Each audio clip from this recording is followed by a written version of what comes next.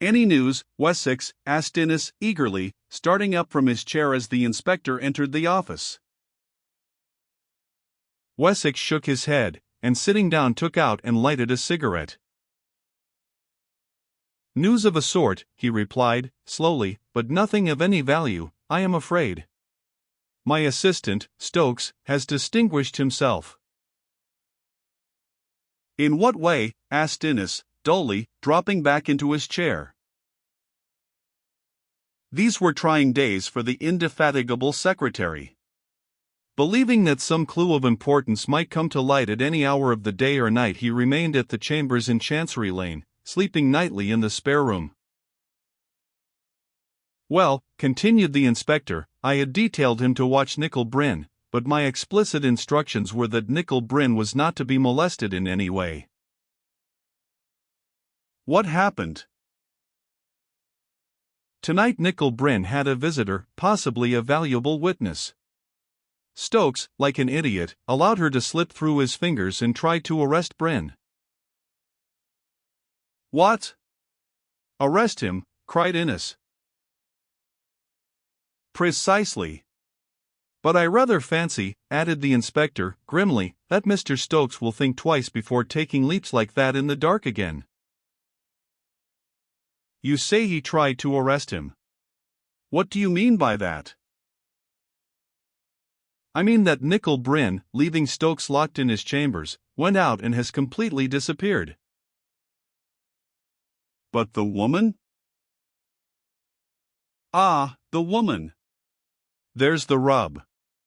If he had lain low and followed the woman, all might have been well. But who she was, where she came from, and where she is gone, we have no idea. Nicol Bryn must have been desperate to adopt such measures? Detective Inspector Wessex nodded. I quite agree with you.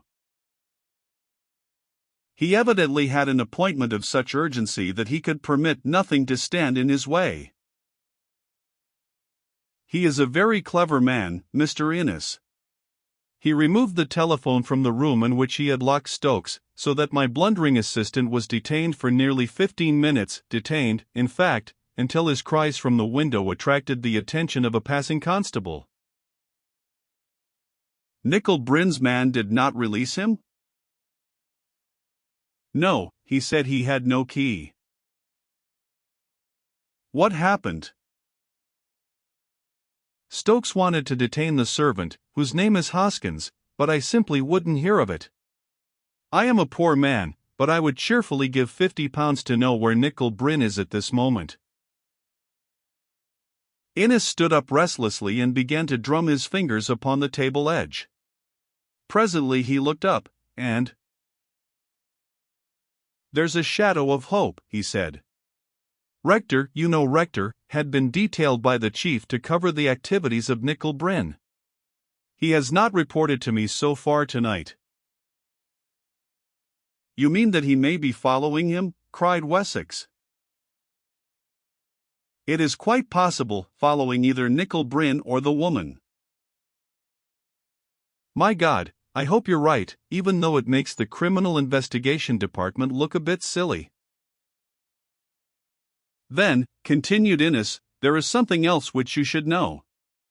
I heard today from a garage, with which Mr. Harley does business, that he hired a racing car last night. He has often used it before. It met him halfway along Pall Mall at 7 o'clock, and he drove away in it in the direction of Trafalgar Square. Alone? Yes, unfortunately. Toward Trafalgar Square, murmured Wessex. Ah, said Innes, shaking his head, that clue is of no importance. Under the circumstances, the chief would be much more likely to head away from his objective than toward it. Quite, murmured Wessex. I agree with you. But what's this? The telephone bell was ringing, and as Innes eagerly took up the receiver.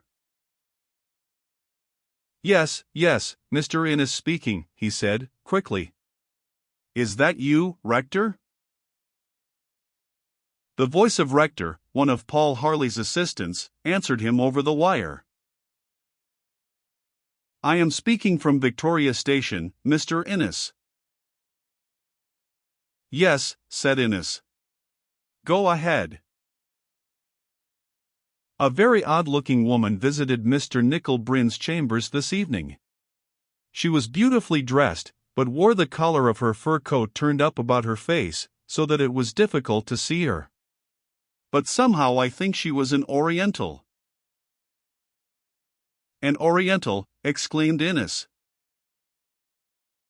"I waited for her to come out," Rector continued.